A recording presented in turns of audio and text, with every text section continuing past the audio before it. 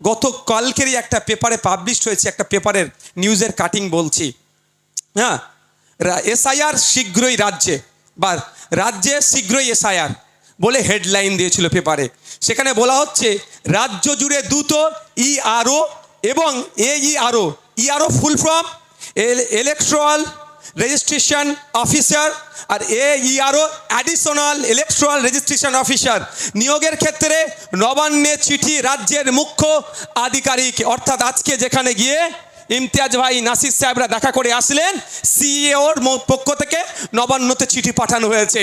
নবান্ন বলছে আমি এসআইআর হতে দেবো না, তাই না? আর তার কিছু, আমি দালাল শব্দটা ব্যবহার করব না, তার কিছু পোষ্য ছেড়ে রেখেছে।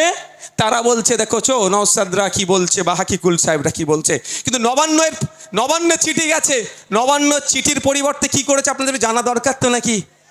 চিঠির পরিবর্তে উত্তর দিতে পারত, যেভাবে তৃণমূলের নেতারা স্টেজে উঠে বলছে এসআইআর হতে দেবো না, তাহলে চিঠির পরিবর্তে উত্তরে এসআইআর হতে দেবো না বলে উত্তর দেওয়াটা স্বাভাবিক।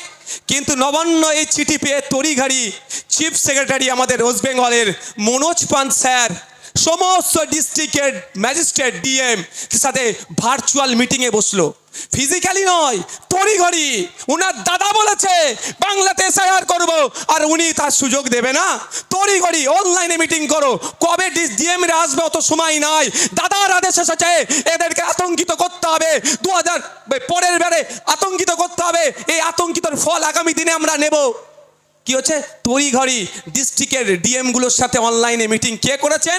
ওয়েস্ট বেঙ্গলের চিফ সেক্রেটারি মনোজ পান স্যার করে কি বলছেন ডিএমদেরকে, কোন কোন পদ, কত পদ খালি আছে দেখো, ইআরও আর এইআরও, অর্থাৎ এর আগে ফুল ফর্ম ভাই বলেছি, সময় স্বল্প বলতে পারবো না, মানে বুঝতে পারছেন? কি বুঝলেন? উত্তর চিঠি দেওয়ার কি দেওয়া দরকার ছিল? কি দেওয়া দরকার ছিল? ও সব চিঠি ফিটি মানবো না, বাংলায় এসে আর হতে দেবো না, তাই তো নাকি? এটা আশা করেছিলাম আমাদের মমতাময়ী আমাদের কাছ থেকে যেটা বুঝাচ্ছে। তাহলে সেটা না করে, তাও আপনাদের বলে দিই 600 ভ্যাকান্সি আছে, ইআরও এইআরও 600 ভ্যাকান্সি আছে। দ্রুততার সাথে ভ্যাকান্সি পূরণ করে দাদার অর্ডার, নাহলে আমার ভাইপো আউসাদ, আমি অন্যজনে বলবো নি, হয়তো সিবিআই তুলে নিতে পারে। যাক, সুতরাং এইগুলো ভোটার তো বলি হয়ে হবে। যাক, আপনাদের বলছি এটা মাথায় ঠান্ডা করে রাখবেন, এটা বুঝবেন যে কি আমাদের সাথে চক্রান্ত চলছে। সাপ হয়ে কামড়াচ্ছে, ওজা হয়ে ঝাড়ছে। এরা ইতিপূর্বে বলেছিল 26,000 চাকরি বাতিলদেরকে, কি plan A, plan B, plan C, plan D আছে, সব প্ল্যান আজকে গাধার ঘাড়ে চেপে বেরিয়ে চলে গেছে। আজকে চাকরিয়ারা যোগ্যরাও আজকে পথে বসে আছে। আজকে আমার সাথে দেখা করেছে, আগামী দিনে বিধানসভায় তোলা যদি প্রভিশন থাকে আমি তুলব। যাক, আজকে একটা গুরুত্বপূর্ণ দিন আমাদের কাছে আছে, আন্তর্জাতিক শান্তি সংহতি ও যুদ্ধবিরোধী দিবস। আমরা এই দিনকে আজকের মঞ্চ থেকে স্মরণ করছি। আমরা আওয়াজ তুলছি ওই বর্বর ইসরায়েলদেরকে, যারা প্যালেস্টাইনকে দখল করার চেষ্টা করছে, অবৈধ সন্তান যারা প্যালেস্টাইনকে দখল করার চেষ্টা করছে, তারা ফিরে যাক এবং অবিলম্বে ইসরায়েলের হানা বন্ধ হোক এবং প্যালেস্টাইন পূর্ণ স্বাধীনতা পাক। আমাদের এই মঞ্চ থেকে আমরা আওয়াজ তুলছি, যেভাবে রাশিয়া ইউক্রেনের উপরে আক্রমণ করছে, ইউক্রেনের উপরে যেভাবে আক্রমণ করে ভিন্ন অন্যায়ভাবে ইউক্রেনীদের উপরে হত্যা করছে, সেটাও বন্ধ হোক। আজকে এই যুদ্ধবিরোধী দিবস থেকে আমরা আওয়াজ তুলছি। সর্বোপরি আমাদের পুলিশ বন্ধুদের জন্য আজকে একটা স্পেশাল ডে আছে, মনে আছে আপনাদের? 2021 সালে আমাদের পশ্চিমবঙ্গ সরকার পুলিশ দিবস হিসাবে সেপ্টেম্বর মাসের 1 তারিখকে ঘোষণা করেছে। আমরা আমাদের এই মঞ্চের পক্ষ থেকে কলকাতা পুলিশ সহ ওয়েস্ট বেঙ্গল পুলিশের প্রত্যেকটা পুলিশ কর্তা যারা পুলিশ কোডকে মান্যতা দিয়ে ন্যায়কে প্রতিষ্ঠা করার জন্য ল অ্যান্ড অর্ডার ঠিকঠাক দেখছেন, তাদেরকে আমরা স্যালুট জানাই, তাদেরকে আমরা এই শুভেচ্ছা জানাই। তবে হ্যাঁ, তাকে জানাবো না যারা আমাদের হাকিকুল ভাইয়ের একটা রাজ্য নেতৃত্বর ঘাড় ধরে ভ্যানে তোলার চেষ্টা করেছে। আমরা তাকে আজকে শুভেচ্ছা জানাবো না, তিরস্কার জানাবো। আগামী দিনে গণতান্ত্রিক প্রক্রিয়ায় তার সাথে আমরা দেখে নেব যারা আমাদের ইমতিয়াজ ভাইকে টানতে টানতে যে প্রিজন ভ্যানে তুলেছে, আমরা তাদেরকে আজকে শুভেচ্ছা জানাবো না, তিরস্কার জানাবো। যারা আমাদের কামরুজ্জামান ভাইকে অসুস্থ হওয়ার পরেও ওষুধ চেয়েছে, ওষুধের ব্যবস্থা করেনি, তাদেরকে আমরা তিরস্কার জানাবো। আমরা তিরস্কার জানাবো সেই পুলিশগুলোকে যারা আমাদের বিশ্বজিৎ মাইতির চোখের সমস্যা হওয়ার পরেও ওষুধের ব্যবস্থা করার পরেও ওষুধের ব্যবস্থা করেনি, তাদেরকে তিরস্কার জানাবো। আর সর্বোপরি আমাকে যে মেরেছি আমি তাকে তিরস্কার জানাবো না, 2-1 দিনের মধ্যে তার সাথে আমি কলকাতা হাইকোর্টে দেখা করব। ধন্যবাদ, সকলে ভালো থাকবেন। সুস্থ থাকবেন। আপনারা যারা আমাদের সাথে সাথ দিয়েছেন কনস্টিটিউশন প্রোটেকশন ফোরামের পক্ষ থেকে আপনাদেরকে আমরা অজস্র অজস্র ধন্যবাদ জানাই। মিডিয়ার বন্ধুরা লাগাতার 3 দিন ধরে আমাদের কর্মযজ্ঞকে, আমাদের ধর্ণা মঞ্চকে, আমাদের বিভিন্ন বক্তাদের বক্তব্যকে রাজ্যের মানুষ, রাজ্যের মানুষের কাছে, রাজ্যের বাইরের মানুষের কাছে ছড়িয়ে দিয়েছেন। আপনাদেরও ধন্যবাদ জানাই।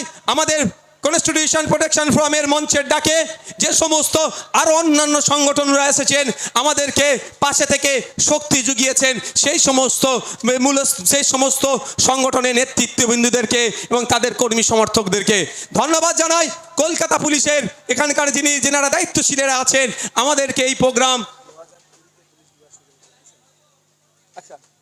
2020-তে পুলিশ দিবস, তো ধন্যবাদ জানাই কলকাতা পুলিশের সেই সমস্ত কর্মকর্তাদের যারা, এবং কনস্টেবল থেকে শুরু করে যারা এখানে আছেন, যারা আমাদের এই প্রোগ্রামকে সুষ্ঠুভাবে সম্পূর্ণ করার সর্বোচ্চ সহযোগিতা করেছেন।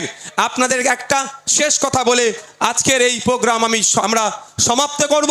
শেষ কথাটা এটাই, এটা কি শেষ হয়ে গেল নাকি? একটু হাত তুলুন তো, শেষ হয়ে গেল নাকি? আগামীকাল যদি আপনাদের আবার কলকাতা রাজপথে ডাকি, আসবেন? আপনাদের যদি আগামীকাল কলকাতা রাজপথে আবার ডাকা হয়, আসবেন তো ভাই? আগামীতে কলকাতা নয়, কলকাতার আশেপাশে নয়, দার্জিলিং থেকে শুরু করে পশ্চিম মেদিনীপুর, পূর্ব মেদিনীপুর, প্রতিটা জেলায় আমরা আমাদের এই মঞ্চের পক্ষ থেকে আমরা ধর্ণা মঞ্চ তৈরি করব। সেই ধর্ণা মঞ্চে শুধু যেমন আবার এই দাবিগুলো থাকবে, লোকাল এলাকার যে দাবিগুলো আছে সেইগুলোকে আমরা ইনক্লুড করব। যেমন আমরা যদি দার্জিলিংয়ে ধর্ণা মঞ্চ বসাই, অবশ্যই দার্জিলিংয়ে গোর্খা ভাইদের যে সমস্যাগুলো আছে, দার্জিলিংয়ের চা বাগানের শ্রমিকদের যে সমস্যাগুলো আছে, সেটা নিয়েও আমাদের এই ধর্ণা মঞ্চ আওয়াজ তুলবে। কি হলো মা? মা তুমি চুপ করবে, তোমার সাথে কথা বলবো। চুপ করো, কথা বলবো। আপনি চুপ করে আপনার সাথে কথা বলবো। একদম কথা বলবেন না, আমি কথা বলবো। মা আপনি চুপ করবেন, কথা বলবো আপনার সাথে কথা বলবো। দাঁড়ান, আমি আপনার সাথে কথা বলবো, আপনার সমস্যা আমি শুনবো। মাকে পিছনে গ্রিন রুমে গিয়ে বসতে দাও। যাও মা, আমি তোমার সাথে আলাদাভাবে কথা বলবো। যাও মা, গ্রিন রুমে গিয়ে বসাও।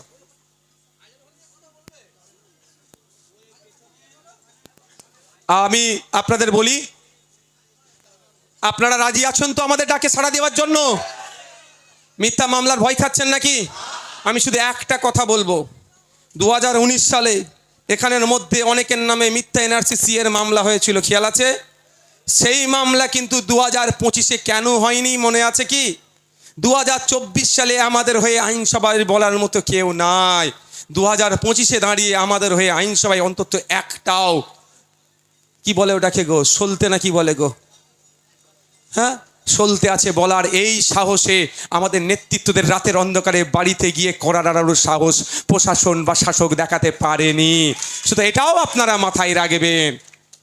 আপনাদের যারা আমাদের মিডিয়ার মাধ্যমে আমি অনুরোধ করব, এমন অনেক ছোট বড় আরও সংগঠন আছে, হয়তো সবার কাছে আমরা পৌঁছাতে পারিনি।